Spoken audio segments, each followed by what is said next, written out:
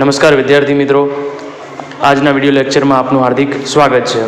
તો આજે આપણે ફરી પાછા જે ધોરણો 12 કોમર્સ વિષય એસવીસીસીમાં જે આપણે વિકલ્પો પૂછાય છે MCQS એ આપણે ફરીથી આજે સોલ્વ કરવાના છે કે જે ખાસ પૂછાઈ શકે એવા વિકલ્પો છે। પૂરેપૂરી સંભાવના છે કે આમાંથી પ્રશ્નો આવી શકે।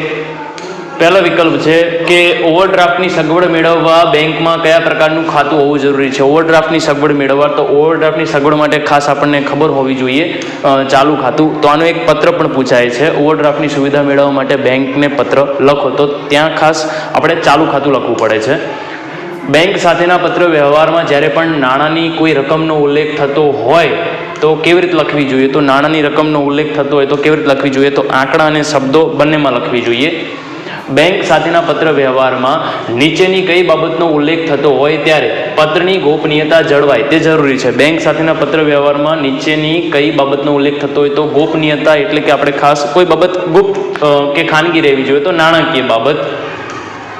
બેંકમાં લોકરની સુવિધા મેળવવા અંગે લખાતા પત્રને કેવા પ્રકારનો પત્ર કહી શકાય? તો બેંકમાં લોકરની સુવિધા મેળવવા અંગે લખાતા પત્રને આપણે વિનંતી પત્ર કહીએ છીએ। તો બે પ્રકારના આવે, એક વિનંતી અને બીજો ફરિયાદ કરતા પત્ર। તો અહીંયા જવાબ આવશે વિનંતી પત્ર।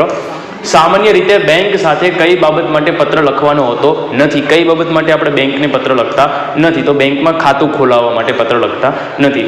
દેશની તમામ પ્રકારની બેંકને સૂચના આપવાનું કાર્ય અને નિયંત્રણ રાખવાનું કાર્ય કઈ સંસ્થા કરે છે? તો એ સૌથી જે આપણે કહેવાય કે વડી બેંક કઈ છે? RBI।